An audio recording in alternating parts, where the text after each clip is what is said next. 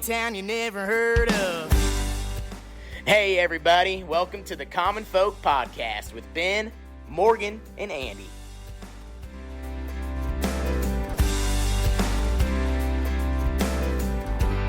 All right, welcome back to Common Folk. And we are back. We are back. But we're not cracking them. No. Not quite yet. No, it's coming though. Yeah. But yeah, we're Normally I'm used to Andy going, right. I'm just saying. Right? Yeah. Yeah, it's a good sound. Yeah. So for folks who listened last week, and if you haven't, go back and listen. We went to the Nebraska Sustainable Ag Society event that they put on called Nebraska Local Food and Healthy Farms Conference.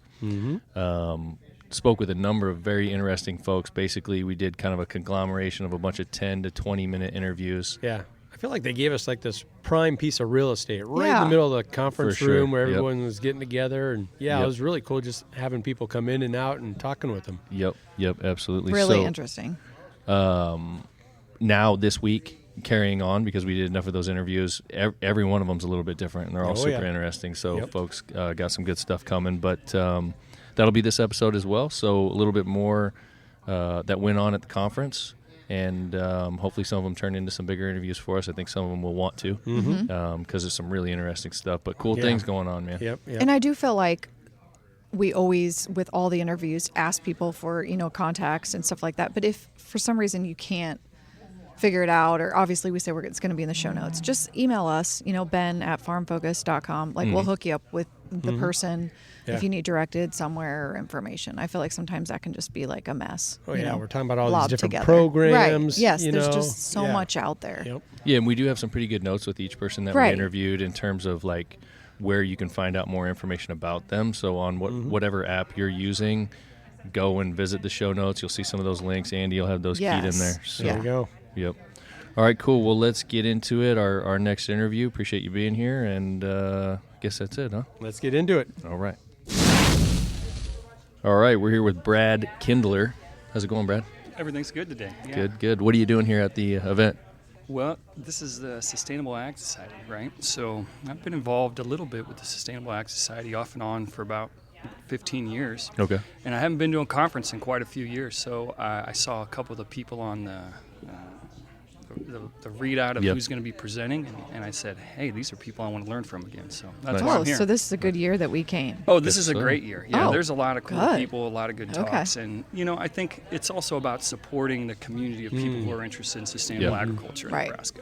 Yeah, I have noticed that a lot of folks that are here know each other from a long history. Absolutely. Like they're meeting up again, for the first time in a couple of years or whatever the case may be. Just kind of neat. It's absolutely true. I got involved in sustainable agriculture probably in my early 20s when I was going to school at the University of Nebraska. Professor Chuck Francis, he's here also. Chuck started teaching organic farming at the University of Nebraska, and he offered the first course in organic farming, and that was in the spring semester of 2003 or something like that. And after that, I just got more involved in the community of people who are trying to support local food and local growing. So where are you from? I'm from Lincoln, but my family has a farm outside of Lincoln in Seward, Nebraska. Okay. And it's right on the Seward-Butler County line. There's a small town called Ulysses, where my dad's from, and small town Staplehurst, and our family farms out in that area. They're really close to one of the Piedmontese farms, I think. Okay, Yeah, great. they're north of town. Okay, great. Yeah. Well, we're northwest. Okay. So, Do you ever see those cattle out there, those Piedmontese cattle? I haven't seen those, no. They're like big brutes with big shoulders and necks and stuff. Right. I've just seen pictures, but I would love to see one in person. Yeah. I've seen them on posters. Right. Billboards, Yes. Yeah. Yeah. They always just look like they've been working out. So. So what I you mentioned your family farm, and I think that's what we're going to talk a little bit about today. Yeah. How long has your family been farming there? So my grandpa Frank, he got the farm when he was probably in his 20s, right? Okay. And so my grandpa's dad passed away when he was a kid, so he was kind of raised by his grandparents. And, as long as I've been alive, Grandpa Frank's farm has always been there. So, I would imagine that He was in the service. He met my grandma out in South Carolina. Grandma comes back to Nebraska. They start a farm. They have 4 daughters out there in Seward County. And so, in Nebraska, our culture is a little bit that maybe the daughters don't farm as much. Sure, yep. Which is not necessarily maybe what happens now, but what was happening then is that the daughters move away and that there's really nobody left to farm it. So Grandpa stayed out at the farm until he was in his early 80s. And then when he passed away in 2012, it became a context where we were cash renting it with some of the neighbors. Yep. Okay. And it's a great relationship. These guys have always taken care of my grandpa and anything that he needed in terms of planting or spraying or to a certain extent he always tried to harvest. But, there was a relationship there. So this was a conventional corn and soybeans rotation. And, as a kid growing up, Grandpa had a little bit of diversity on the farm. So there was points in time where he had racehorses. Okay. There was points in time where it was in CRP and some other small grains he was mixing around with. But, to a certain extent, within the last 30 years, it's been a corn and soybeans rotation. And interestingly enough, it has been no-tilled for as long as I can remember. Okay. And I remember helping my grandpa grease the no-till drill like in the late 90s or something like that. And kind of just getting hell from the neighbors about doing something that was fairly innovative. Yeah. But Grandpa really kind of had he survived the farm crisis and was able to kind of keep his production and farm alive throughout all those years. So, he was kind of somebody who leaned into innovation. Yeah. So, because I'm interested in sustainable farming, organic farming, I have a little bit of an educational background in that. That was something that I wanted to begin to integrate into our family farm. And so conversations with Mom and your aunts and uncles, how do you make that change happen? And it really wasn't something that I was going to do myself. It needed to be kind of a family effort. Yep. So back in 2016, I'm reading the classifieds in the Lincoln Journal-Star. And in the classified section, there's this little black and white text that says, looking for family farmers within 50 miles of Utica, Nebraska to transition to organic production. And I thought, well, that's interesting. Our farm fits that description. This might be somebody we would want to partner with. And this goes back to, I think, agriculture in general, is that this is about relationships. Networking. Absolutely, it's about networks and networking, And I was at graduate school when my grandpa passed away, and I stayed in Arizona. I went to school for landscape architecture.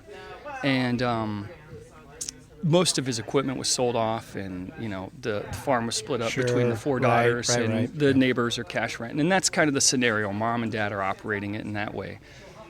My dad passed away, and my mom has said, here, Brad, take some initiative, or here's some responsibility. How could we operate it differently? So I cut out that classified ad. I put it on my cork board, and it sat there for an entire year. Okay. And so 2017, I call the family up. I say, hey, I saw your ad in the newspaper a year ago, and I'm interested in maybe trying to have a conversation with you about what it would be like to transition our farm to organic.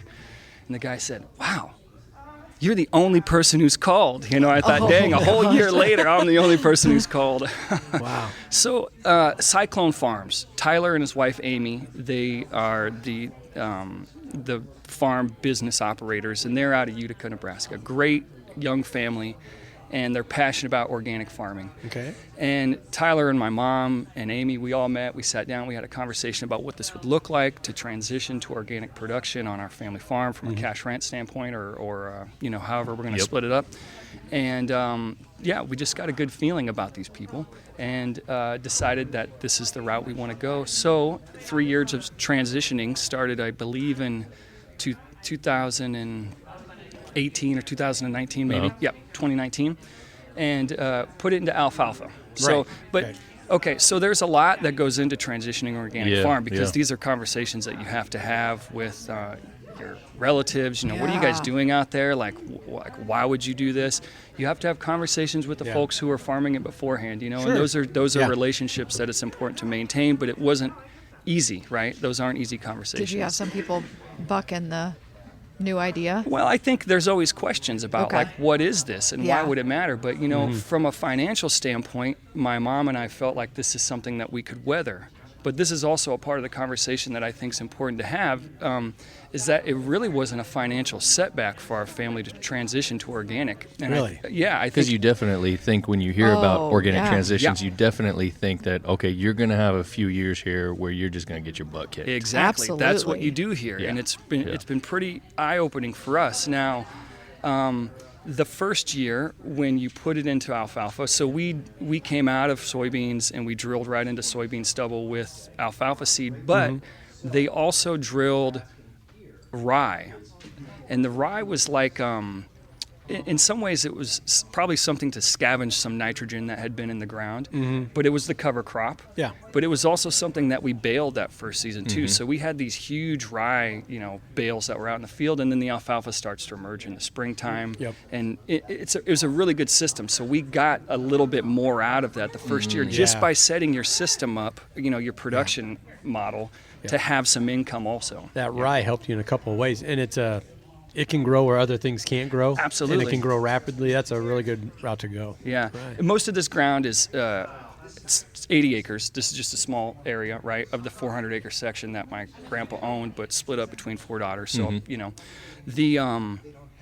the transition is something that was like a bit of an emotional thing too. Sure. Because I think for our family, how do you do something different than what your grandparents were doing, or that your neighbors are doing still, right? Right. Yeah.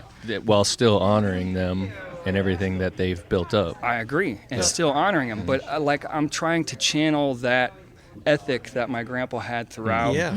the farm crisis, throughout technological change with no-till, and saying, you know what, Grandpa, this is maybe something that would keep us in business. Yeah, right? you're actually picking up the torch and running with it, because he was doing the same thing with no-till. Yeah, exactly. Yeah. And now I feel like a lot of farmers have finally come around to, hey, this is sustainable, this is good, this Right. allows for more water retention, the Yep. whole 9 yards. Organic.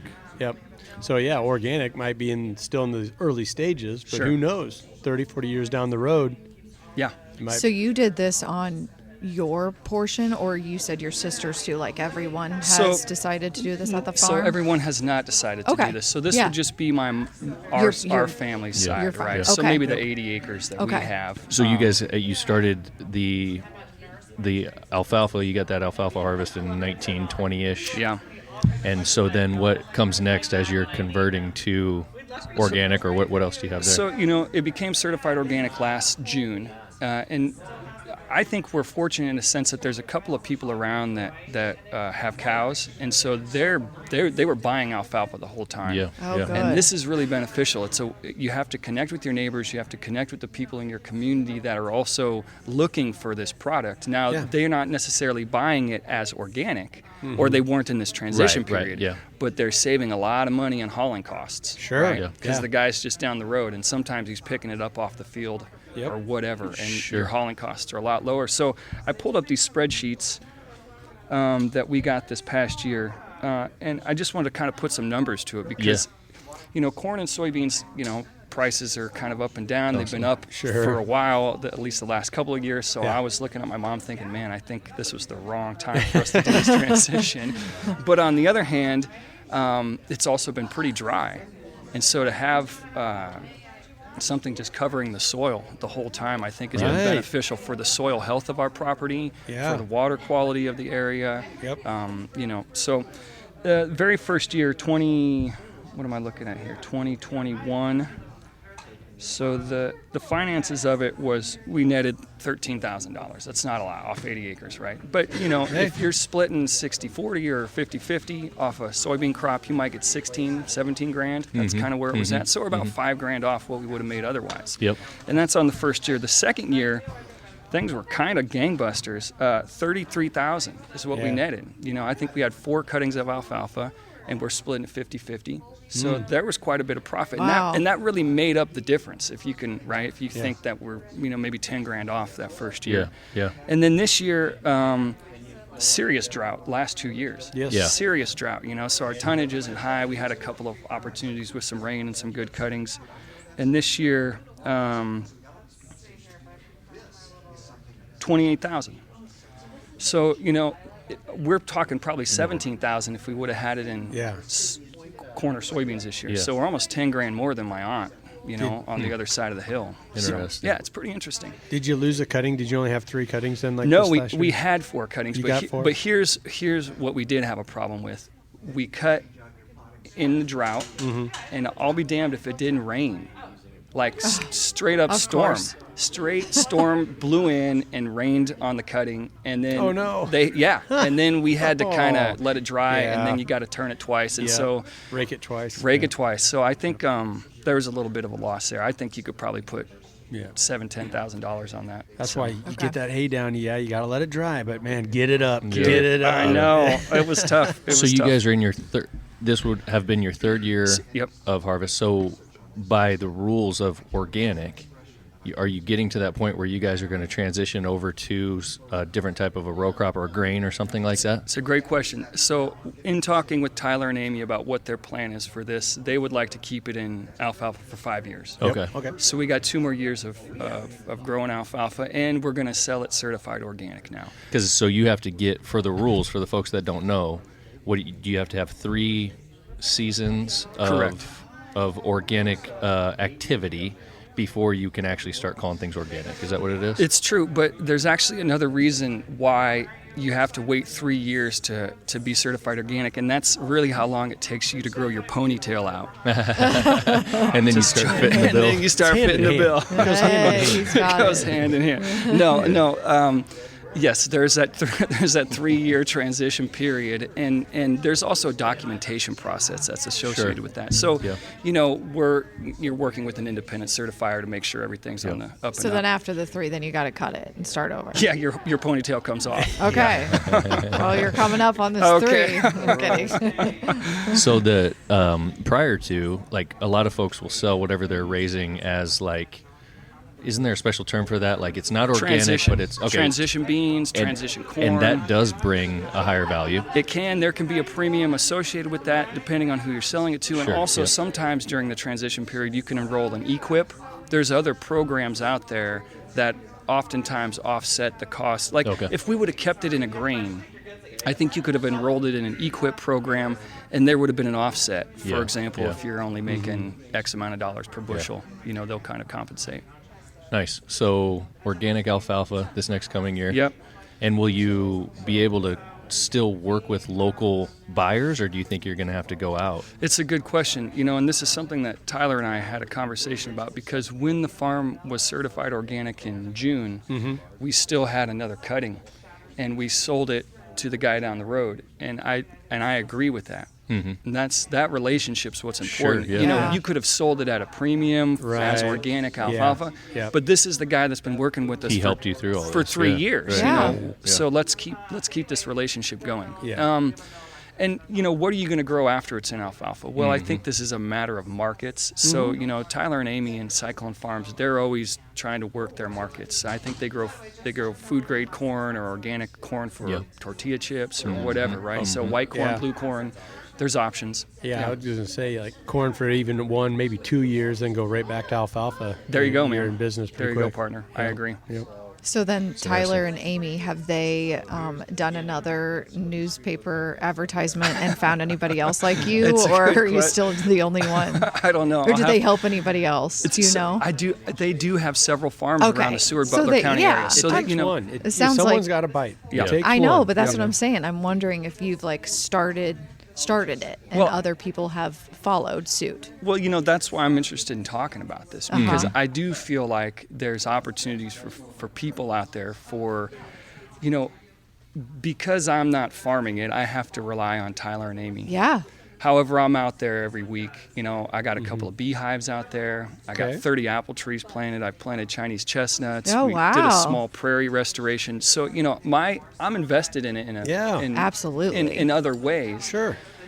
But I do feel like people need to hear that it's not a loss proposition. I think that's huge. For sure. I think Yeah. if you're interested in converting your farm to organic, you got to find a good partner, and they are Yeah. out there. There are good farmers out there who will do the right planting program, Right. Who can cultivate good markets and good relationships, and if we're blessed to have the right amount of rain, at the right time, we can stay in the black. But then how do people find these Tyler and Amy people? I guess you know what I mean? Yeah, it's a good question. Yeah. I mean, outside of that, there isn't like a website or like really, if you think about it, because this podcast gets advertised not just Nebraska. I think it's this is literally everywhere in the world, but searching out events like Is this it? that we're sitting at Right here on. right now. Yeah. Like And really trying to find these kind of sustainability conferences and so Okay. on and so forth, and get out and introduce yourself and meet the folks. Sure. You know, and then I if think you're that- interested, then you yeah. could find it. Ask and you basically. shall receive. Yes. Knock and the door will be open. All those things. Okay. Yeah, right? I think so too. You I just like kind of that. putting it out there, and Yeah. you're paying attention, and you're talking to people,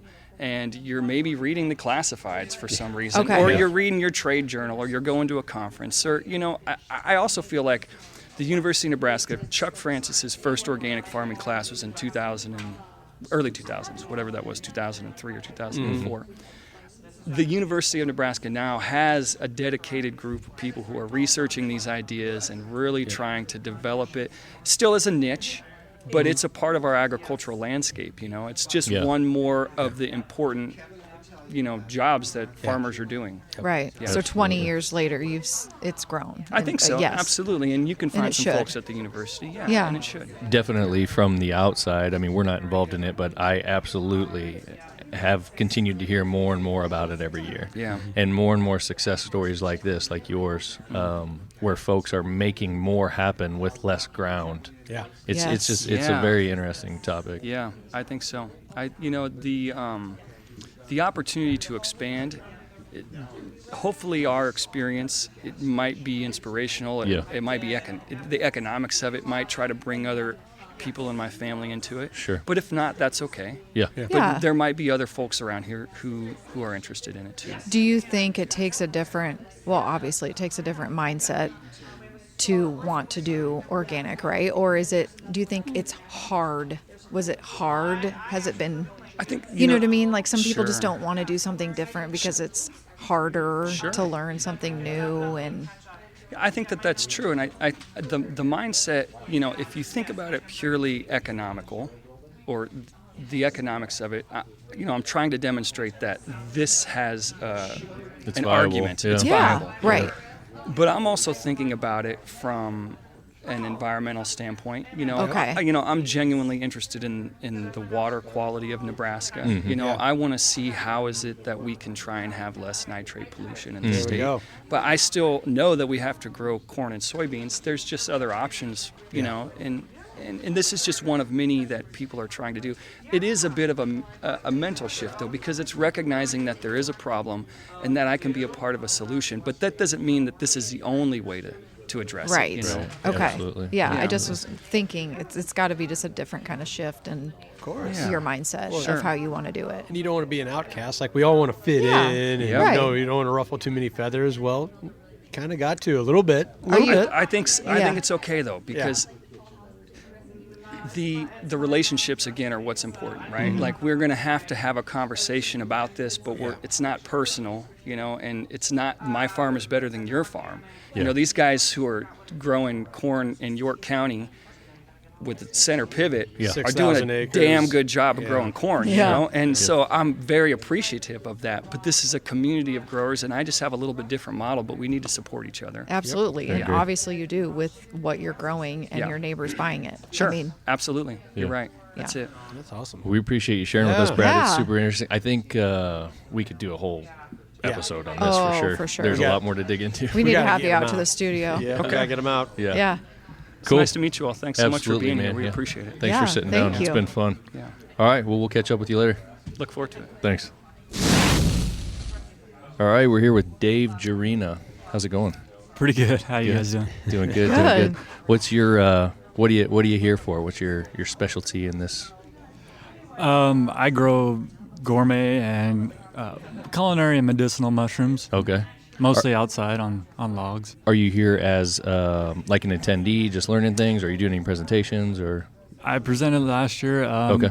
This year, I'm just kind of socializing. involved and seeing what's going on out Yeah. there? Cool. Seeing friends that you don't see over the wintertime. Right. He's just on Media Row, hitting podcasts after podcasts. Yeah. Right. Yeah. Talking about mushrooms. So let's talk about that mushroom thing. I know for us personally, like we're not involved in it, but just as like, your regular common folk, which is what we are, I've been hearing over the last couple of years more and more about mushrooms. And I feel like the big buzzword that I keep hearing is these functional mushrooms, and people using this for brain health and these types of things. Also, some of these psychedelics, that people are using and what it's experiences that it's giving and the benefits and so on and so forth. Let's talk about those a little bit. What are you growing, and what's the whole idea behind what you're doing? Well, I should say I don't have a lot of experience with the psychedelic. Sure, yeah. As far as but I keep an open mind. Like I know in the future, when Nebraska starts to allow that, that's something I want to be a part of. Yeah. But currently, I do some medicinal ones that not that kind of medicinal, but more like they make tumors go away. And then culinary is what I do the most of. So it's what mushrooms folks are using for food in ingredients. Yep, restaurants, farmers markets. Okay. Stuff like And where are you located? in Crete, Nebraska. Okay. And that's where you do all the growing for these restaurant-grade mushrooms? Yep, I grow them Wow. on logs. So Okay. it's kind of the way they do it in Japan. I think only 5% of the world's cultivated mushrooms are actually grown on logs, but it's definitely the best. You get the best mushroom off of it. Okay. I do have a building, 2,400 square foot building that I'm getting ready to renovate and grow indoors. So are these like portobellos and shiitake, or what are we talking about? Shiitake is my number one. So Okay. there's like 6 or so different varieties of shiitake, some cool climate, warm climate, wide range ones. And then I do oyster mushrooms, chestnut, reishi is one that makes the tumors go away. Lion's mane, comb tooth, chick of the woods, hen of the woods. Hey, lion's mane, that's what one of the ones that you're talking about with all these medicinal. Yeah. In fact, I'm impressionable. I can be sold, and that's fine. But I actually have coffee with lion mane in it now. Yeah. So I bought a bag of coffee with it. That's some of the stuff I was talking about earlier, where we started kind of hearing more and more about it this year. Morgan was interested in getting into this arena. Yeah. So I had bought some stuff online that was legit. Like you look through it and you make sure this is a good company, because this is kind of the Wild West a little bit. Yeah. Someone who's proven, and we've had that stuff. Seems great. I think it tastes And good. again, you get a better lion's mane mushroom off of a log. It tends to be a little sweeter, whereas if it's grown on a sawdust, it's bitter. So. And everyone knows Crete, Nebraska has the best logs. Yeah. Dave, you got the corner. Yeah, the market corner there. What got you into this? Oh, geez. Well, I made wine for a number of years. That's what I studied out in California. And then I guess wine and food kind of went together, and I went off to culinary school and found out what chefs want and got into it. And Fantastic. I went out to Milwaukee and I went out there to study aquaponics, and the guy was like, no, forget that. You want to learn mushrooms. And sure enough, it changed my life. How long have you been doing it? Oh, at least 10 plus years. Okay. So within the last, let's say, 3 to 5 years, have you seen a big increase in demand? Interest. Yeah. Yeah, I'm glad I got into it now. Wow. And it's getting going really strong. Mushrooms have only really been studied and cultivated since like 70s, 80s, and now it's just really taken off. So this is probably a dumb question from a never dumb dumb. country boy, but one of That's me. okay, all right, good. We're on the same page. One of our favorite mushrooms is the morels, right? There's probably a more specific name for them. Is there another name? Yeah, there's scientific names for all okay. of them. Yeah. So, is that something that someone like you, who's kind of got this process figured out, could you actually grow that if you wanted to? There are guys that are doing it. They're doing it indoors, so again, you're not going to get what you get outdoors, the quality. But they're doing it, and so they're not quite ready to give away their secrets. Yeah. Otherwise, I would Say, who are they? I want to know. Yeah. But I do, my business is called Drino's Homegrown and Forage, so I do forage for things too, berries and mushrooms, and morels are one thing I take to market. Okay, so you're saying you do other things. Other than just mushrooms? Yes. Yeah. You want me? What is it? Mushrooms and quail eggs and butchered quail and hazelnuts and asparagus, edamame, garlic, all the fruits you can think of. Let me this ask you is all- let me ask another question. This Yeah. is again back to the dumb country boy. Edamame, is that soybeans basically? Essentially, yeah. It's bigger than a soybean that you see out Okay. in I the field. just So had it's like some in the- last night. They're like my favorite thing ever. Yeah, so it's like in the same family, but it's just kind of a different breed or something? Yeah, exactly. I mean, I don't know a lot about edamame. Yeah. This is only that'd be my third year growing it, but it's been successful. But you Yeah. do this all out of this building or at your house? I haven't gone into the building with the mushrooms yet, but Okay. no, yeah, I do this all on 1 acre. I worked on an urban farm in Milwaukee where we fed 10,000 people off of 3 acres, so it taught me how to go like vertical. Look at you. Interesting. That is Pack so it all in. cool. Like, I love the quail idea too. 'Cause, Yeah. wait, but I don't really get what that is. What do you mean? Well, just quail. Yeah, tell us about what you do Yeah. with quail. They're Cortunix quail, so they're Japanese quail, and they are they're about 1.5 times size of a regular quail. They're Okay. Oh, okay. full grown at 5 to 6 weeks. Within the 7 to 8 week mark, they're laying an egg every day, and gosh, the eggs are like 5 times more nutrient dense than a chicken egg. even But are though they that's bigger? Far Much smaller. smaller. Yeah. Oh, lots smaller. I mean, a quail's like. Oh, duh. I knew that. Little yes. game bird. Yeah. Yes. Yeah. Okay. But that tiny It's packed thing in is there. packed. Yeah. Does it taste different compared to like? Richer, butterier, creamier. Yeah, Ooh. you'll get addicted to them. The only Really? way I've ever seen them is like hard boiled and pickled. Yeah, that's quite often like Yeah. a convenience store. Can or we something. swing by his place on the way home then? And I'd like to try 'em. Sure. Come on down. sounds good. I love eggs. And quail in general. So you said butchered quail. So do you sell meat as well? Is that what that meant? Yeah. So when I breed them, the females I keep around to lay eggs, and the males I don't really have a need for except for butchering. So far I've only had enough to really go to one particular restaurant, Casa Bovina in Lincoln. Oh, that's There it is. There it is. We're trying to We figure were out that talking- name. I yes. forgot. Yeah. Yeah. We had those guys on the podcast. They're Yeah, and they good buy folks. quail eggs on a weekly basis. Do they? They have them actually on their menu. It says Jarina Farm Quail Eggs. Okay, so say the name of the farm. It's Jarina's homegrown and foraged, but Jarina's. Okay. but they have it as Jarina Farm. They have it with caviar and creme fraiche. It's like a $145 appetizer. It's pretty cool. Really? Yeah. That is Oh awesome. my gosh. Okay. We've always talked about going there too. You should. We Yeah, haven't we're yet. definitely gonna. Yeah. What else do you have at that restaurant? That's it for now. Okay. But I hopefully mushrooms in the future That's what I once was I get gonna bigger. say, yes. Once I get bigger, yeah. But right now your mushrooms are at 3 farmers markets in Lincoln, the Hub Perfect. Cafe, the Sunday Farmers Market at College View, and then the one down the Haymarket. okay. Wow. Crazy that's stuff, amazing. man. That's Yeah, what, that's and that's amazing. what this podcast is all about. That's why we call it Common Folk. Like, you're common person just like us, everyday guy out there doing crazy stuff that people don't realize. And when you get to dig into it and you start seeing what's going on, it's wild. It's amazing. I tapped trees for maple syrup yesterday. Did you? That's pretty cool. I didn't know people do that around here. Yeah. Isn't that mostly like a Northeast thing? Yeah, or- well, they have sugar maples up there where Okay. you get higher yields and more sweeter stuff. But around here, we have the silver maples. Yeah. And I like it better. It's more of a subtle sweetness.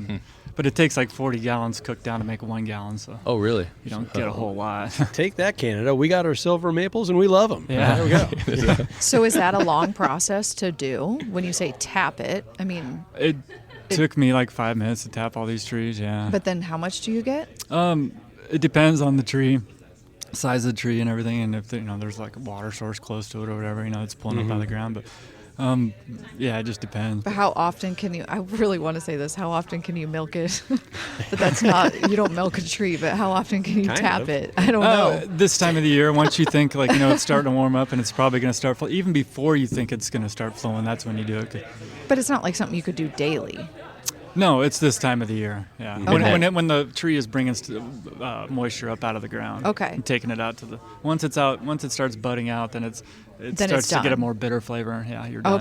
Okay. But then the next year, Yep. you could do the same thing. So it's Yep. like once a year. Correct. That's awesome. Okay, so that's what I was trying to figure out. And there's like so many like neighborhoods in like Lincoln and Omaha where they all built houses at the same time, and that was the hot tree at the time was silver maples. So I mean, there's some neighborhoods are just packed with all these silver maple trees. Yeah. That kind of be a fun endeavor Run to do. around, yeah. Yeah. And I've done other trees, English walnut, black walnut, and Wow. all sorts of different trees, and combine them together. And Yeah. That reminds me, what I was going to ask you earlier about the mushrooms. Is there a specific type of tree that you use for those mushrooms? good question. Yeah. So with shiitake, which, like I said, that's my number one mushroom. Best shelf life, best flavor, good following. You want to use oak. So you can Okay. get pin oak and stuff from town, out in the country where we come from. Yep. You get the bur oak, which Yeah. it grows a lot better on. But then like the oyster mushrooms and stuff like that, you can grow it on. My preferred wood is what do you call it? The little berries. Like a mulberry? Mulberry, yeah. Oh, really? Oh, yeah. Okay. And hackberry, elm, maple, Yeah. all that Yeah. works. And you want to get it from a live tree, so there's no competitors in there already. And you want to get it this time of the year, the dormant time of the year, when all the nutrients and sugar are all in the right place for it to grow off of. Awesome. And- yeah, I love bur oak. That's the best. I've gotten to the point where I do a lot of barbecue smoking, and that's all I've used in my smoker for the last couple of Yeah. years.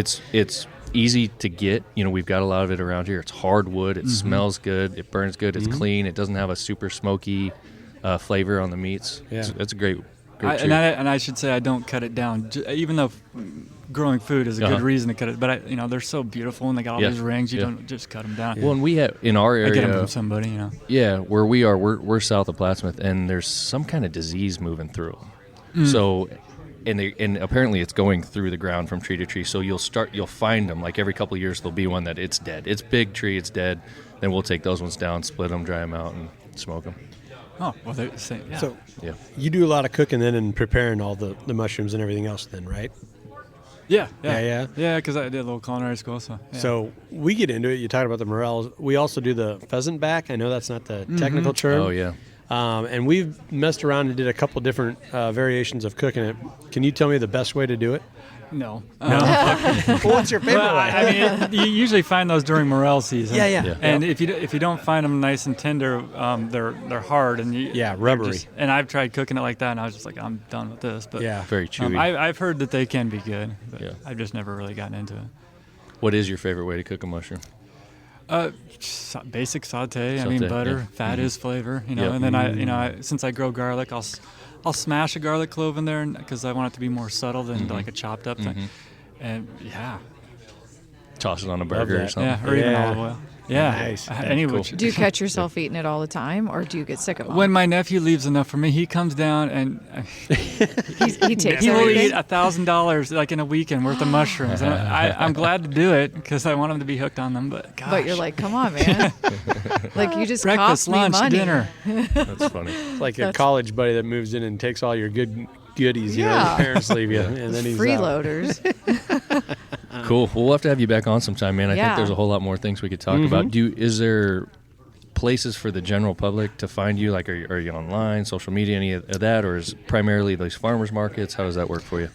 I mean, I have a Facebook page. It's kind of there. And then, they can call me or farmers markets, the Sunday farmers market, Saturday or Wednesday. Okay. So if you would you want folks to email you or something? We could put that in the show notes if folks They can, want. yeah. Okay, yeah. So we'll add that to the show notes. It's just and then- JurinaFarm@gmail.com. Okay, Cool. Jurina, Jurena farm. Yep. At Gmail. Very okay. cool. Okay, good. So yeah, check them out. Folks want to Yeah. learn more about mushrooms and some of these other specialty items. I'm interested in the quail. I want to try that for Yeah. Me yeah. too. sure. Cool. Sounds good. Well, thanks for sitting down with Thanks, us, man. Dave. It's been Yeah, thank you guys. It's good. been fun. All right. right. We'll see you. Yeah. Okay, we're here with Kate Cawhey. Kate, how's it You going? got it right. Yeah. Thanks for the pronunciation. It's going pretty well. This is my second farming conference. I was all packed up in Des Moines, Iowa last weekend for the Practical Farmers of Iowa conference. So Okay. it's this type of year for farmers and folks that work with farmers is just like a whirlwind for us. Yeah. I brought my kids last week, but they're not here, so I'm kind of missing them at this one, but I'm also glad because I am a little exhausted. I bet. Yeah. Yeah. These do get long sometimes. Yeah. And you but a could lot of probably good do them info. every weekend. Like, They really right? are. I mean, right before Practical Farmers of Iowa was one that a lot of folks here go to the Great Plains Growers Conference in Missouri. Okay. And then coming up is the Marble Seed Conference, which they used to be called the Midwest Organic Conference. So that's like what we as folks that use organic practices, so little o organic, and that's important to designate. And those of us who are certified organic, we call that the mecca of organic conferences because it's like the big one. It's like Yeah. the So, one like, everyone wants to be everybody's there. there. Yeah, everybody's there. It's like really, It's like really a cool. who's And it's in who. Wisconsin. It's expo Of season course. for everybody. So I'm, Yeah. I'm kind of an outdoorsman. So the SHOT Show just wrapped That's- up in Las Vegas. and yeah. anything with outdoors or guns, handguns, AR, whatever. Going on now. You better go get out the SHOT Show. Yeah, I don't know how you keep up with all of it. I mean, it's a little hard, but Right. Yeah. So, Kate, tell us who you're with and why you're at this particular event. Yeah. So I work for the Center for Rural Affairs, and I'm the Senior Beginning Farmer Associate. So I work with beginning farmers, and I do that across the state of Nebraska. And then I also work in Southwest Iowa, which is where I live and farm. So I'm actually coming over here from Iowa, which is great. Oh, we can't say that we don't like Iowa people. No, yeah. I'm kidding. I'm kidding. It's okay. You can hand it on over. We do. I'm fine. So I'm in Harrison County in Iowa, and I've been farming for a little over a decade, and grew a lot of vegetables and things like that. And now I'm a little bit more specialized. I grow mostly herbs, and then I do plant starts. So I grow like all the plant starts you'd need for your garden: herbs, veggies, flowers, and I do a big focus on native prairie plants. So that's kind of like my big love and dream. I live in the Les Hills, so I actually have a remnant prairie on the farm, and my heart is all about collecting seed all fall and growing out seed all winter and spring and getting those plants into the hands of folks that are excited about native plants. So that's kind of what I do. But at the center, I do many things, and we have many projects, which I'd bore you if I, got into every single one. But in general, what I do is support beginning farmers, and that can be through technical assistance, or it can be through specified programs that beginning farmers apply to. Mm-hmm. So on our team, we have programming for Latino farmers. We have programming for veteran farmers. And then I do a program called the Beginning Farmer Conservation Fellowship. It's kind of a mouthful, but it's funded by the NRCS, which is really awesome. And what we get to do is we get to take 8 beginning farmers every year. They go through classes. They're paired with a mentor farmer, and our beginning farmers, many of them are here at this conference, and then their mentors are also here. Oh, nice. They have these visits throughout the year, and with the help of their mentor and us, they design a project. And so their project is going to be something that's looking at a resource. So how can I make my soil better? How can I make my water better? How can I attract pollinators and native insects here to the farm? Yeah. How can I graze my cattle or my hogs or my chickens better? So that's a big thing that we're really passionate about at the center, and I am in general, is how can we be stewards and really care for the land? Yeah. And so we had 3 of our farmers present this morning. Oh, wow. Yeah, so it's really great. They got to, and I'm so proud of them. They're all beginning farmers, but I just love on-farm research. And I love it when folks get to trial something on their farm. They get to learn, this was a challenge. This didn't work. That worked great. And then they get to teach other farmers. So they get to come and say, hey, this is what I did. And, you might try this on your farm, and this is what worked and what didn't, and yeah. So is the Center for Rural Affairs, is that a governmental organization, or is that independent? Or yeah, what? So we're a nonprofit organization, and we receive funding from various sources, federal funding, private foundations, individual donors, so we're diverse in that way. And the Center for Rural Affairs is based in Lyons, Nebraska, but we have staff all across the state of Nebraska. We actually have, I think, 54, don't quote me exactly, but we're up there in how many staff we have. They're across the state of Nebraska. We have a office in central Iowa. I'm based in southwest Iowa from my home. We have staff in Minnesota and South Dakota. So we actually have a 4-state reach, but the bulk of everything we do is in Nebraska. It is? Yeah, that's where we're based. That's our home base where we grew out of. We just turned 50, so we've been around for a while. We just had our 50th celebration. Wow. Yeah. So you said for yourself specifically, you work with beginning farmers. The organization does other things as well. Yes. We do a lot of things. So we have 3, we like to call them the 3 program areas or the 3 wings of the center. I work on the farm team. So we do everything related to farmers, local foods, farm to school, anything that's about growing and land and conservation and organic certification, all those things. Then we have our lending services, and that is folks that are working with small businesses across the state. So that was really cool. You mentioned that you love to talk to small business owners. Yeah. Okay, we have helped start so many small businesses across the state of Nebraska, so Nice. I'd love to get you connected with them. And we're really interested in especially diverse business owners. Yep.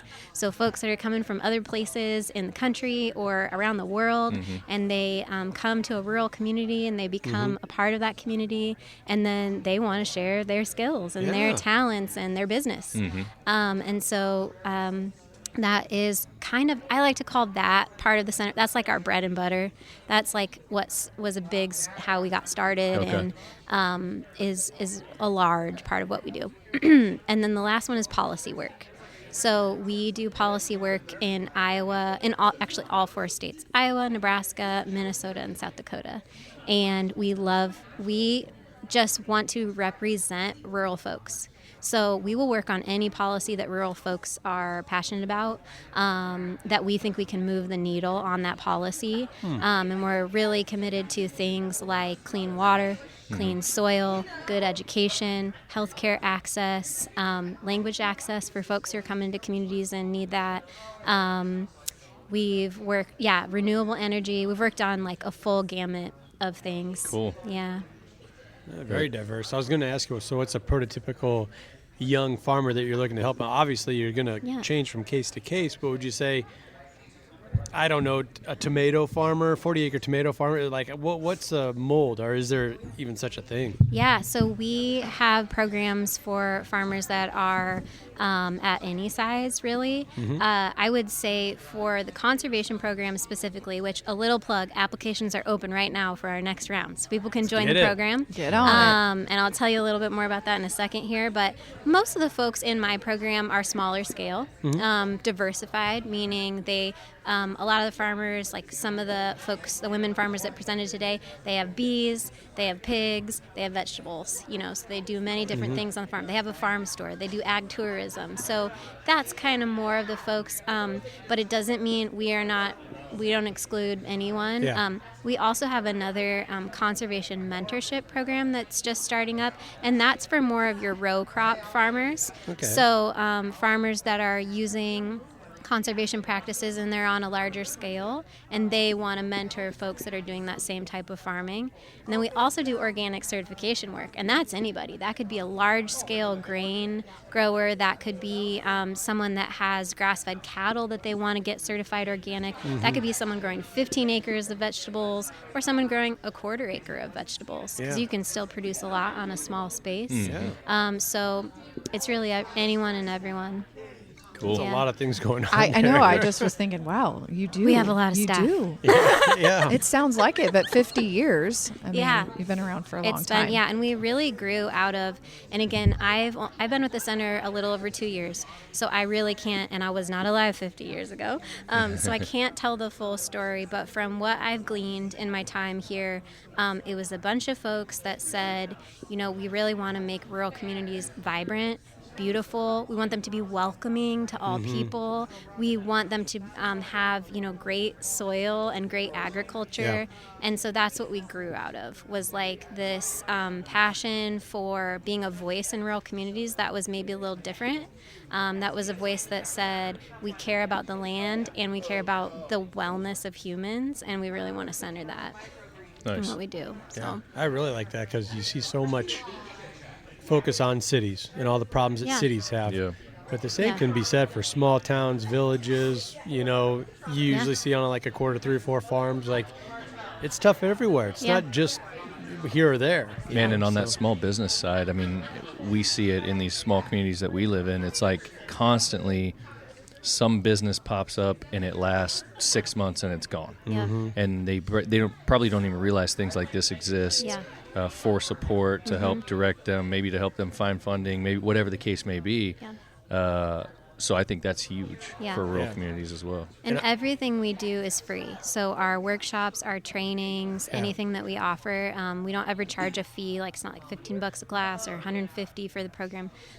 So that people should really check us out if they're looking to start Absolutely. a business, if they're a farmer and they want more resources. I just think you being here at this conference has got to be like gold for you. I know we talked about how expo season's a grind. Yeah. But how many small farmers did we talk? Beekeepers, and these are all folks that, if they asked, they could get help from Yeah. you. Yep. Could use your help. Yeah, these conferences are amazing because it's really the only time, we can come together. We had a question in our session this morning that was like, how much do your beginning farmers get together during the season, the ones in the program? And I was like, well, not much because we're all so busy and we're spread out and it's really hard. So even though it is a grind this time of year, this is the time where we, connect and something that's really cool on the Southwest Iowa side, and then over here in Nebraska, us smaller scale growers, we collaborate so much. And that's something I love about organizations like PFI and NSAS. It's like you come here and everyone's going to share how were your numbers this last year? How was your business? What were your sales like? How's your soil doing? What new technique did you try in your greenhouse? Yeah. Like, hey, you want to oil soil together? Hey, do you want to order seeds together so we can save on shipping? yeah. I mean, this type of collaboration, I think we think about the row crop farmers and they meet up at the coffee shops and they have day. the co-op Every and day at the everything like that, elevator. right? Yeah. And we're doing that too. We have these collaborations going on too on all kinds of scales, and you can't be an island, and you can't do this is such hard work. You can't do it alone. So these are the spaces where we can meet, figure out what somebody else needs. And work together. It's like a brainstorming session on steroids. Yeah. Pretty cool. Yeah. You had mentioned on that card that you had there were some things you wanted to talk about. Is that right? Yes. Yeah. So our Beginning Farmer Conservation Fellowship, it just opened up, and it's a year-long program. Farmers can apply. The application is at cfra.org. It's open to any farmer who has farmed less than 10 years. And with that, as long as they haven't filed a Schedule F for more than 10 years, they have to farm in Nebraska. They don't have to own the land. They could be a tenant. They could be farming at a cooperative farm or own their own operation. And during the program, they will be paired with a mentor. They'll receive funding to attend classes. We have coursework. We have mentorship. They receive funding to come to events like this. So up to 4 conferences a year. They will get money to attend whatever conferences they select out. And then they get $2,000 to implement a project on their farm. So in total, it's $6,000 that they receive to participate in the program. Awesome. Yeah. Wow. Yeah. Yep. So it's a great program. I mean, I'm biased because I run it and I love it so much, and I love working with the farmers. But I will say, at the session this morning, the ladies said it's a great program. So Well, and you've seen the outcome, yeah. right? Like the stuff they've many done people, is so exactly. amazing. So Yes. just a little snapshot. We've had farmers study grazing urban chickens. We've had farmers look at different watering systems for their pigs. We have had farmers install medicinal and native gardens next to their vegetables. We've had farmers do projects around beekeeping, cover crops, which is so important for soil health. So it's kind of the whole gamut. You design with your mentor and with us whatever you want to study, and then you get the funding to put it into action. Now, those conferences you talked about, those 4 of them, right? Yeah. Could we do like Orlando, Right? San Diego, Hawaii. Yeah. I don't think we have enough money for that. Alaska. $6,000. I wish. That's the dream. Andy over here. Yeah, I know. Get That's out funny. of Nebraska in the winter Right. conferences. This time of year. Yeah. It's unfortunate because, like I said, the conferences are like Missouri, Wisconsin. where it's already cold. You're going to terrible places. I'm I was sorry. just giving you a bad. No.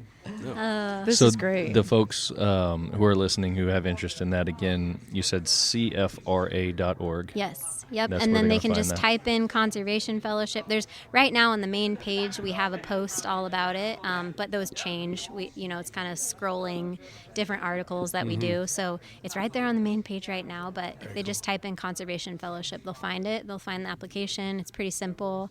and it closes on March 1st. So Okay. And we'll put that in the notes as well, so that link's there, so people can go to it and find it if they need to. Cool. And then for the other things that you talked about with the center, like small businesses and so on and so forth, if folks like that are looking for info, is it the same site? Same site, CFRA.org. We have there's like drop downs for policy, for small business, and then for farm and community. So they can click on any of those and they'll find out all about our programs and who to get in touch with for all the various ones. Awesome. Yep.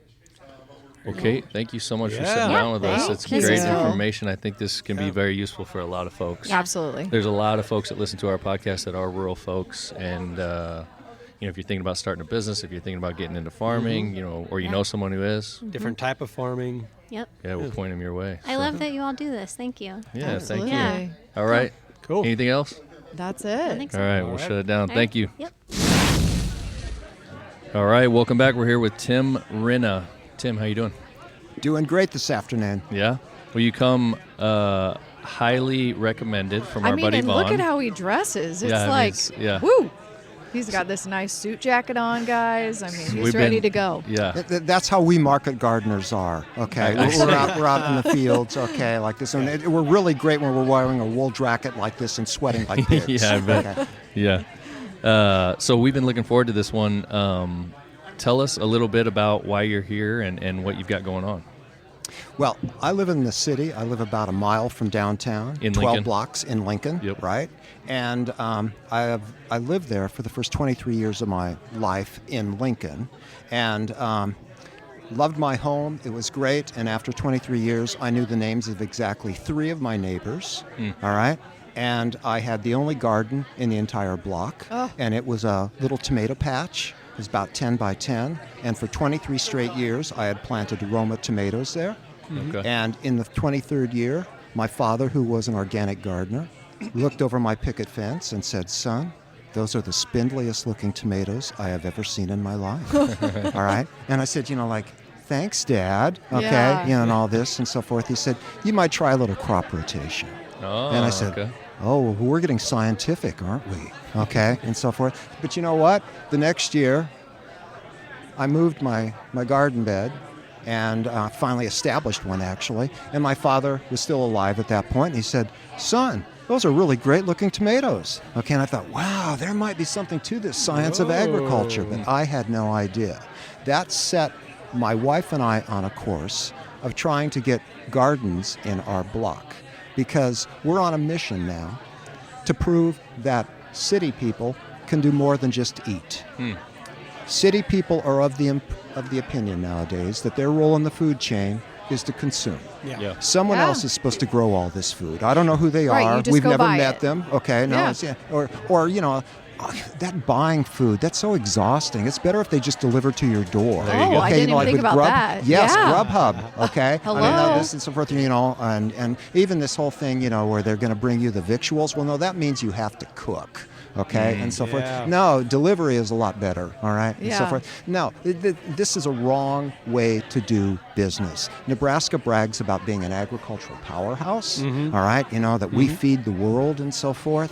Well, there was a guy at Iowa State University about 20 years ago who got that same line from people in Iowa about how, Iowa is the food capital of the world. Number all one right? corn producer. That's exactly right. That's exactly right. And what this economist with the Aldo Leopold Center said was, I'd be happy if Iowa was the food capital of Iowa. Oh, shots fired. Wouldn't hurt a little bit.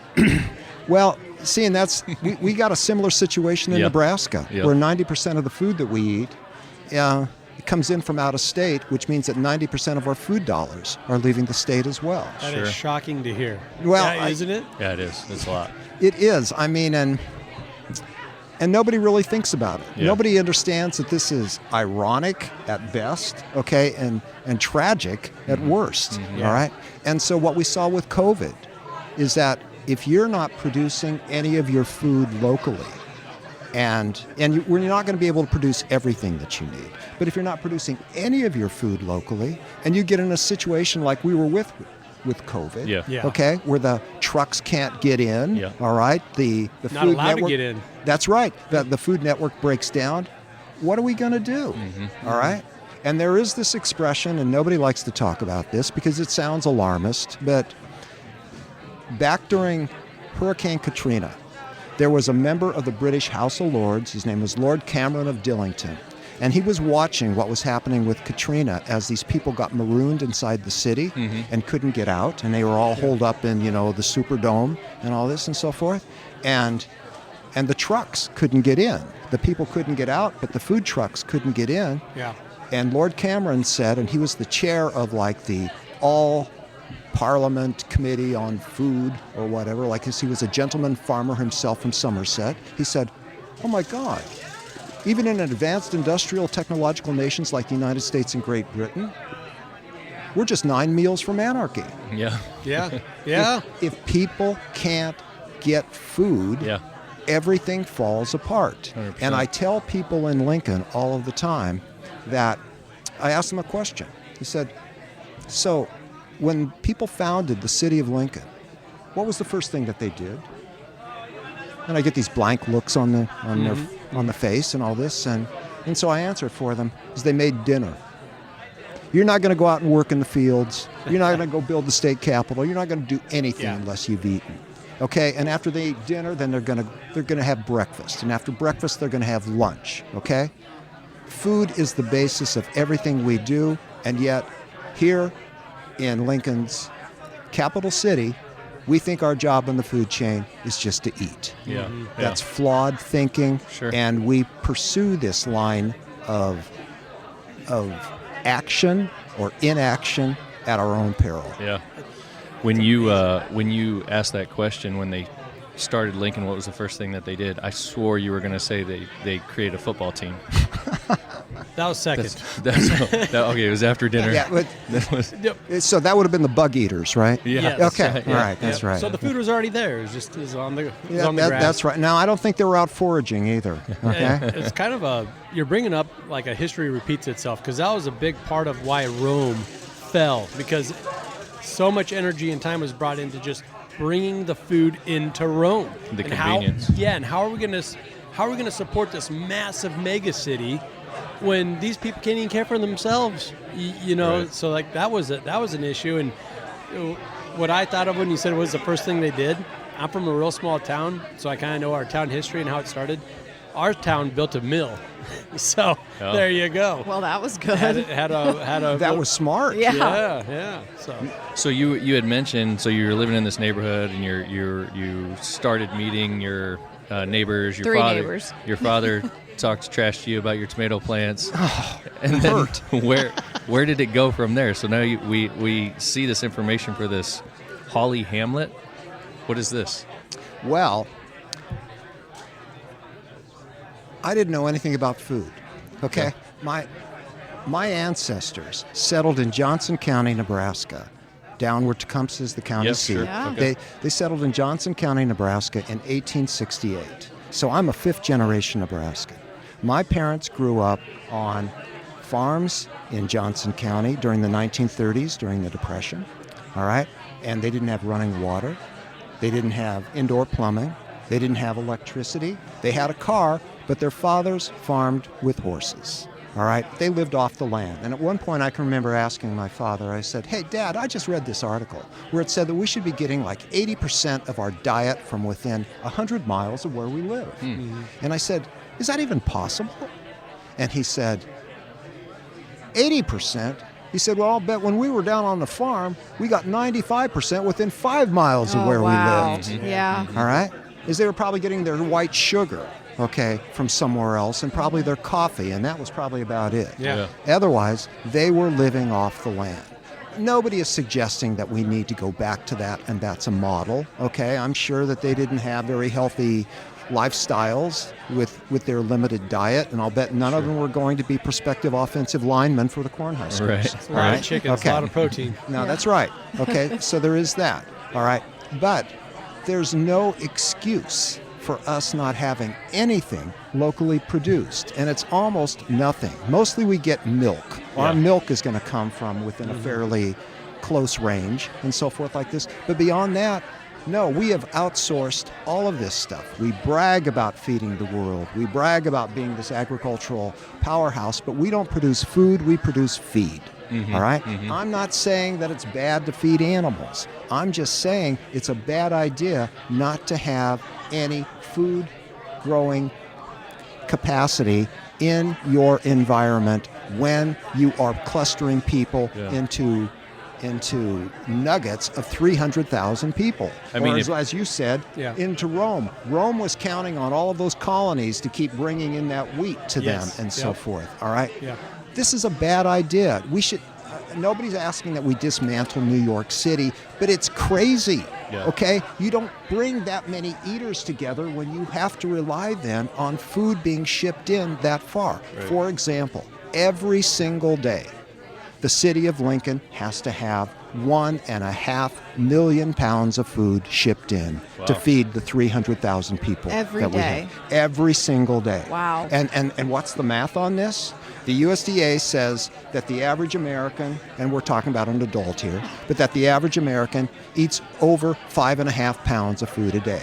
5 pounds times 300,000 is 1.5 million pounds of food.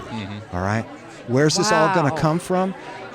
In 1969, the U.S. Department of Defense did a study in which they said, and this was just like 25 years after the end of World War II, that the average bite of food in America was traveling 1,346 miles to get to our mouths. Wow. Whoa. In This is 1969? this is 1969. That's over 50 That years ago. is This is crazy. this is not national security. No. Yeah. Okay. Yeah, right.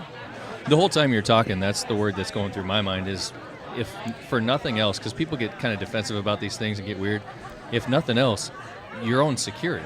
I mean, that's what this is about. Yes. See, nobody wants to go without eating. So Yeah. that expression Ah, that I yeah. said before Yeah. is, 9 meals from anarchy. In 3 days, your stomach is empty. Your blood sugar is off. Yeah. You're no fun to be around. Yeah. You're grouchy, okay? And at that point, if people aren't getting fed, you're going to have social unrest. Sure. You absolutely are. Oh, yes. Nobody, Hangry? Have you no ever heard of it? parent, no parent is going to sit and watch their hungry child cry. Yeah. No. They're not going to do it. So Yeah. what are they going to do? Have you guys ever seen Les Miserables? I haven't movie? seen it. I know what it is. Yes. But Okay. Yeah. All right. Well, this is based on a novel by the French author Victor Hugo. Okay. All right. What kicks off this novel, and it's 1,000 pages long, is that Jean Valjean is living with his widowed sister and her 7 orphan children. Okay. They're starving. He sees this, he can't stand it. He breaks into a bakery and steals a loaf of bread. He gets caught and gets sent to prison for 20 years. That's what kicks the novel into motion. Okay, yeah. That's what's going to happen. If you want social unrest, you better make sure people are fed. Yeah. All right? So I'm not saying that people can't have lemons when you live in Lincoln. I'm not saying that you can't have olive oil. I'm not saying that you can't have coffee or tea. All I'm saying is that you could be growing tomatoes, and once the tomato season for fresh tomatoes is over, you could be preserving them into salsas and into marinara sauces, because we eat salsa and marinara in Lincoln all winter long. Sure. But you know what? Yeah. It's coming from processed tomatoes in Right, California right. or Yeah. processed Yeah. tomatoes in Florida. Why can't it come from processed tomatoes in Lincoln? Sure. Yeah. Will Grubhub do that for me? They might. No, they won't, but Ben will. He actually made some sauce. Ah, see, We- okay. we do it with salsa ours, yeah. for the first Oh. time this year. It's amazing, and it's started canning and doing things. It's Okay. just starting. Can we talk for a moment about the value of having a man who knows his way around the kitchen? Oh. Can we talk about, is there anything that a woman would find attractive about It's that? very attractive because he does like most of the cooking at our house, and I absolutely love it. I can't think of anything more manly. Okay? go. All right? I know, Okay.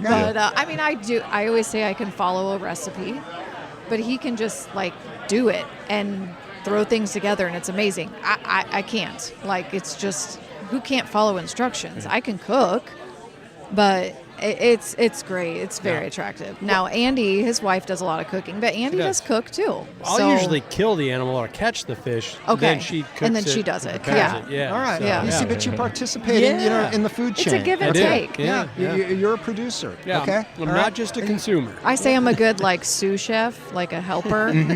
Like, he just needs to tell me what to do, and I'm like, okay, chop onions. I'll bet he's appreciative. And you know what? It keeps his things from scorching on the stove. There what? you go. Nobody stirred that? It's a good point. Yeah, That's a great exactly. point. But anyways, yes, back to what you were saying about canning and tomatoes. Well, yeah, of course, that's great, and that's very smart. So with what you have going on today, obviously you're promoting those kinds of things in your own neighborhood. Absolutely. Okay, so here I was one day. I was out in my public right-of-way, which I was now planting in vegetables. Yeah. All right. And by the way, my entire yard has been turned into what we call an edible landscape, and where we can't grow food because there's too much shade or too many tree roots, okay, we grow native plants. Okay. All right, so there's food for the pollinators as well. Okay. All right. So we're out there, and I'm working out in my yard, and this guy across the street, and I don't know his name, okay, but he comes over and he says, "Boy, what are you doing?" And I said, "Well, I'm trying to grow some of my own food." And he goes, "Huh, well, I do all my hunting and fishing at the grocery store." Yeah. All right? And I just sort of nodded and I said, "Yeah, well, we all pretty much do." And he said, "But I'll tell you what, when disaster strikes, I'll know where to come for dinner." Oh, buddy. gosh. And you're like, Yeah. And my jaw dropped. Literally, it's like, well, that's right, isn't it? Okay, if I'm getting hungry because there's no food on the shelves, I'll bet my neighbors are going to be getting hungry because there's no food on the shelves. And then I'm going to be the bakery that Jean Valjean breaks into to Yes. steal the loaf of bread. Yeah. I don't think I want that. Yeah. Okay, so at that point then, my wife and I ended up buying a problem property in the block, and we renovated the house, and we made it affordable housing for people to live in, and we converted the entire yard to an edible landscape, and there weren't hardly any trees on this property. And so at that point, we started inviting some of our neighbors who didn't have garden space to see if they would like to garden. And that kicked it off. And we are now to the point where in a block where we have no vacant lots, people have gotten rid of so much of their lawn that we have the equivalent of 80 yards of the Nebraska football gridiron in horticulture, either vegetables and fruits or native plants. in one block. In one block. Look and, at and this you is guys. This is a standard 2-acre block. Yeah. And we've got 4/5 of an acre. And every one of these lots in the block has a house on it. That's And we've now incredible. but you know what? You're not going to find much grass there. But that's Yeah. okay. Yeah. You and I don't eat grass. No, we don't. And in the city, we can't keep the animals that do. Okay? And so it's like, why are we doing this? Yeah. Okay? Yeah. Just to be pretty and to mow, duh. Yeah, exactly. And to water and maybe fertilize. And to fertilize and Yeah. pay for it. Yeah, that's Yeah. right. So anyway, like I said, we're on a mission. Yeah. We want to prove that people in the city can do more than simply eat. So what can we grow? We can't grow calorie crops. We can't grow corn. We can't grow wheat. Okay? To some extent, we've grown potatoes, but I'm not even in favor of growing white potatoes because they're a nightshade plant, just like a tomato is, just like a pepper is. So what we need to be growing are crops that don't store. We need to be growing the perishables. They're the most expensive food items, and part of the reason they're so expensive is because they do spoil, all right? And they generally have to be brought in from outside, and so there's a lot of shipping costs. There's Yep. refrigeration associated with them. Whereas with potatoes, and I love homegrown potatoes, but with potatoes, somebody at the edge of town on 500 acres can plant potatoes, and you barely have to chill them to store them for the entire winter, okay? So we should be growing the fresh items, the lettuces, the spinach, the green beans, the green peas, Okay. the carrots, Yeah. stuff like that, the tomatoes, the peppers, the green onions. That's the sort of stuff that we should be growing. Okay. And is it mostly veggies, or do you do any fruits? we did strawberries for a long time. We did Okay. strawberries for almost 10 years. But you know what? They bear in Nebraska for about 10 days, and then they sit there Yeah, take up a for lot of another space. 355 days, and they have very shallow roots, so they require a lot of water to stay alive. And at some point I thought, this is stupid. And then since we have turned our block into basically a wildlife refuge, where when we started this, you couldn't find a bee or hardly a bird at all. Now it's like every avian creature. It's like Ace Ventura. That's exactly right. They have all put out the word on the network of come to the hamlet, man. It's good eats. They all come like flocking. this, and so the birds don't even wait for the strawberries to turn pink before they nail them nowadays. And so what you've got is you got Tim competing against the birds at 7 o'clock in the morning. You've got this man who's almost 70 years old crawling around on his hands and knees, and the birds have beat him to it. Okay, Right. it's not worth it. So- It's No. not worth it. And up in my neck of the woods, the wild strawberries, you very rarely get to see them or pick them because the deer are on them like crazy. Yeah. Yep. Yeah. See, they know where the good stuff is. Oh yeah. Yeah. They do. So obviously you guys are doing this. You're like a test case, and you're encouraging folks all over the country to try this out. How do folks find out more about this? Like someone who's listening, we have listeners from all over the United States. We have listeners from all over the world, really, but most of them are in the United States. So someone who's not close here, who couldn't come visit your area, what would they do? How do they find out about this? Well, probably the easiest thing to do is just Google Holly Hamlet. Hawley. Or L-E-T. Or Hawley and then Hamlet. Holly Hamlet. Holly is the name of the neighborhood that we live in. Okay. It's the Holly Historic District. All Okay. right. But it's historically been one of Lincoln's blighted neighborhoods, and so it's pretty low income, and we're thrilled with what we've done because, like I said, for the first 23 years that we lived in that house, we knew the names of 3 of our neighbors, and we were the only garden in the block, and I grew that embarrassing tomato patch, all right, and so forth. Now, we know the names of all of our neighbors. Most of our neighbors know the names of their neighbors, all right? People are out there gardening together. It isn't like this is some giant love feast where we dine together every night, and we all watch football games together and so forth, but we know who our neighbors are. Yeah. And we have won not only local awards and state awards, we've won a national award. Wow. And you know what we won the national award for? What? Growing some food in our yards and for meeting our neighbors. Wow. That's difficult though. Now, see how pathetic that is? Right? All right. And yet, But you got an award. that is the stuff of national awards in America. Yeah, That tells wow. you that something isn't right. You're I agree right, with actually. that. That's a I good agree. point. I agree. So, by way of gardening and edible landscaping, you actually made a real community. We did. Got We to did. meet people. Whoa. My wife said, and this was back in 2009, she said, all right, if we're going to do this, though, if we're going to turn our yard into a garden, and she didn't have any problems with that, she said, if we're going to do it, though, we're going to do something about this neighborhood because I don't feel safe enough to even walk around the block here. Okay. All right? And I said, ooh, that's legit, okay? And so we started doing this, all right? And now we have ended up purchasing 4 other properties on top of that first initial one and so forth, and they've all been renovated, and they are now all moderate priced housing, okay, for people who want to rent, okay, and we provide garden space for everybody. We don't even charge them for the water.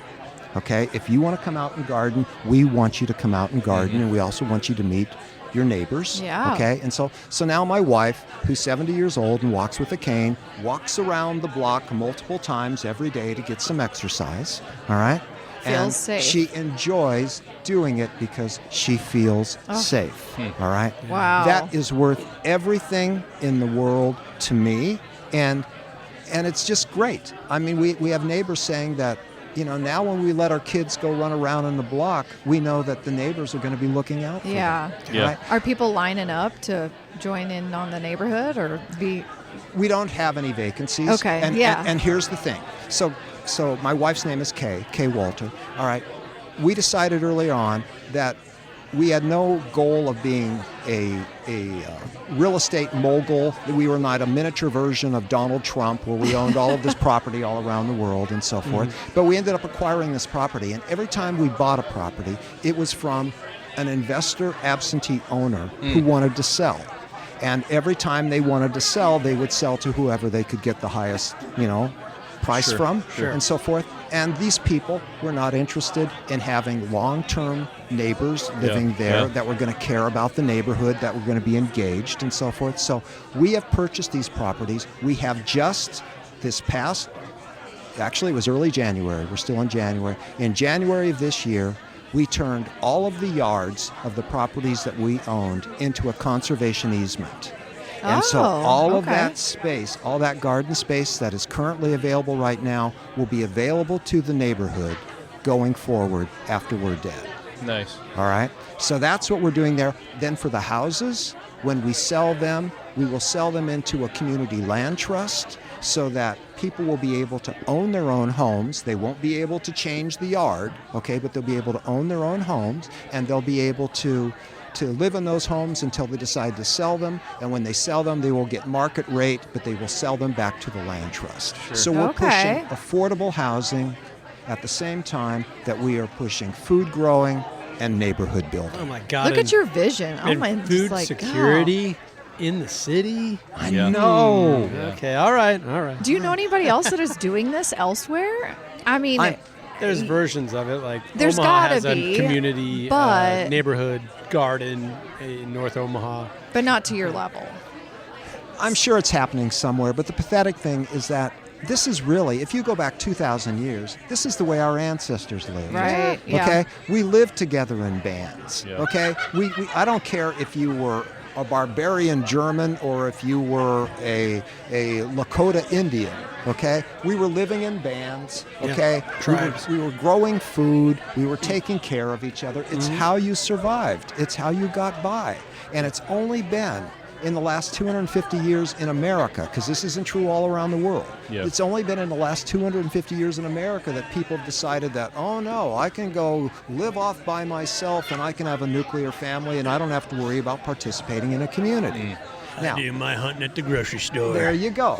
There you go. All right. And so like I said, I'm in no position to criticize because I waited until age 53 to start doing what we're doing now. Okay. So if I think it's poor thinking and risky behavior to behave the way that we are nowadays in America. Well, I was a practitioner of that poor thinking and that risky behavior and so forth.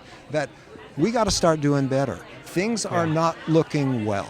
Our food system is looking more and more frail all the time. Every time we have a war in the Ukraine, every time we have a blow up in Gaza and Israel, every time that we have a major calamity like in California, we get over half of our fruits and vegetables from California. What's happening in California?